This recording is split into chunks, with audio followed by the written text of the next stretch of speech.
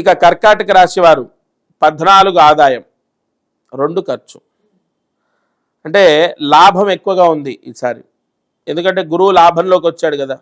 ఓవరాల్గా ఒకటి గుర్తుపెట్టుకోండి అమ్మా, గురువు అనుగ్రహం ఉంటే ఆ రాశి వారికి ఏం కాదు. అయితే ఇక్కడ రాజ్యపూజ్యం 6, అవమానం 6.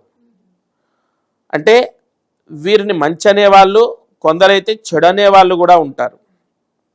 సరిగా గ్రహాల యొక్క సంచార ఫలితాన్ని మనం చూసినట్లయితే ఈ కర్కాటక రాశి వారికి లాభంలో గురు ప్రవేశం, అలాగే భాగ్యంలో రాహు, అష్టమంలో శని.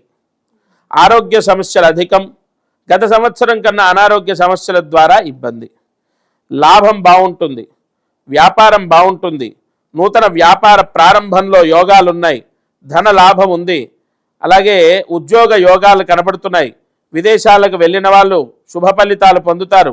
వీసా రావడం, విదేశాలకు వెళ్ళడం, ఉద్యోగం రావటం, నూతన వాహనం తీసుకోవడం, వ్యాపారంలో కొత్త పరిచయాల ద్వారా లాభాలు పొందడం, కొత్త కొత్త వ్యాపారాలు ప్రారంభించడం, జూన్ తర్వాత కొత్త వ్యక్తుల ద్వారా ధన లాభాన్ని పొందడం, స్థల లాభం, వస్తు లాభం, గృహ లాభం ఇత్యాది లాభాలు ఈ కర్కాటక రాశి వారికి సూచిస్తున్నాయి.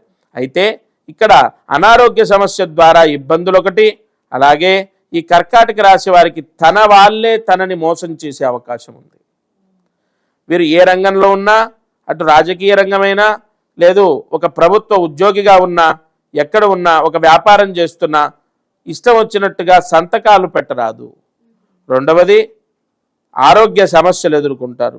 మూడవది తన వాళ్ళే తనని మోసం చేసే అవకాశం ఉంది.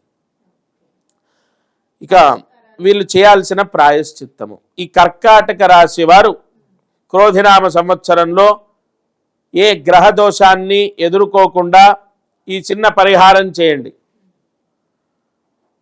మీరు ప్రతి పౌర్ణమి, నెలకొక్కసారి వస్తుంది, పౌర్ణమి రోజు గోశాలకు వెళ్ళి ఆవుకి అరటి పండు తినిపించాలి. ఎందుకంటే రంభాఫలం, ఒక విత్తనము నాటకుండా వచ్చినటువంటి ఫలాన్ని ఆవుకి తినిపించాలంటే అది ఒక అరటిపండు, విత్తనం లేకుండా వస్తుంది. అందుకే పూజకు అత్యంత ప్రీతి అని చెప్తారు శాస్త్రంలో.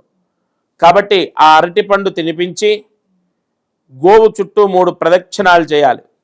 ఇలా ప్రతి పౌర్ణమి చేసిన ఎడల కర్కాటక రాశి వారికి గ్రహదోషం తొలగిపోతుంది. Please like and subscribe eagle Andhra.